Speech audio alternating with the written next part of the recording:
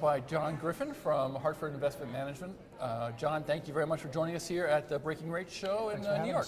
So, John, with what's going on right now in the SEF environment, we're about to have a few major sort of milestones coming in February. Can I get your take on what this means for the SEF world and sort of the swaps trading? Of course, it's all we've been talking about for the last, some would say, 6 months, with the first made available to trade filings by certain SEFs several months ago. Unless the CFTC makes an announcement today, the 30-day clock is now ticking, and people are expecting rates products to become mandatory to trade on SEFs on, I believe it would be February 16th. Exactly. So that Monday the 17th will be a big day in the industry.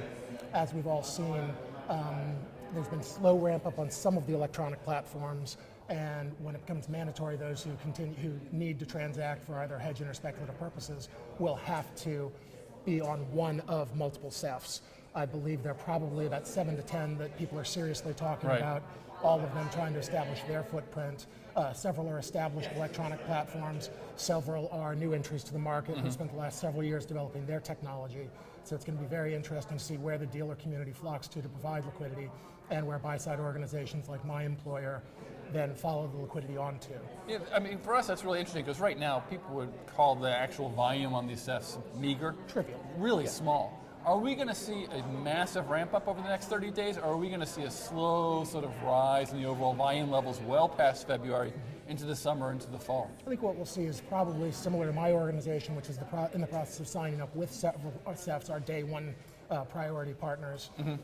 We plan to do several trades leading up to the mandatory date just to make sure the pipes are working properly, similar to the way we all ramped up with clearing. Yeah, I mean, that's going to be a big issue. I mean, there's a huge difference between the theory of trading on a SEF and the actuality, or the logistics of trading on a SEF. Especially from an operational and technology perspective, getting ready.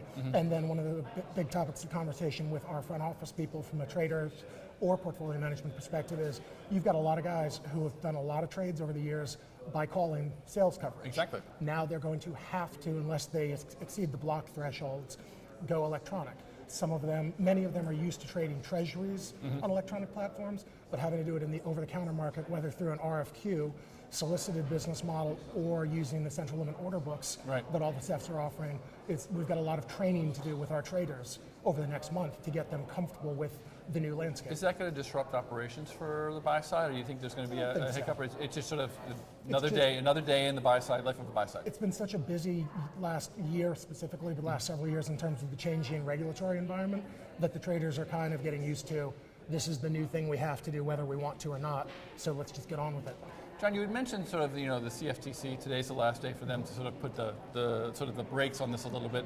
There's a lot of change going on in Washington. What are your thoughts around this as sort of the changeover at the CFTC? Are we going to see a more sort of aggressive CFTC moving forward, a more sort of standoffish CFTC, or just not sure, too early to tell? I'm not familiar enough with the new governors. As we all know, there have been quite a few changes in the last month.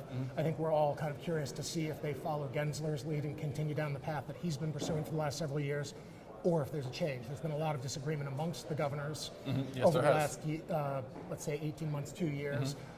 Specifically with the Dodd-Frank clearing, Title VII, the Volcker rule has been quite a contentious topic of conversation amongst them. So I don't really have a sense yet. So it's basically still basically in flux for you and your colleagues. You're not really sure how it's going to play out. I don't think we're spending a lot of time dwelling on it either. Okay. We all know the rules are going to be what the rules are, and we'll have to abide by them. The financial services lobbyists are spending a lot of time putting our points of view in front of the committee of the governors, but at the end of the day, it's their decision. That's why they're the governors, and we'll do as we're instructed. Perfect. Whatever's in the best interest of the industry. Well, John, thank you very much for joining us here at Breaking Rates. It's a pleasure, and enjoy the show. Thanks for hosting us. Have a nice day.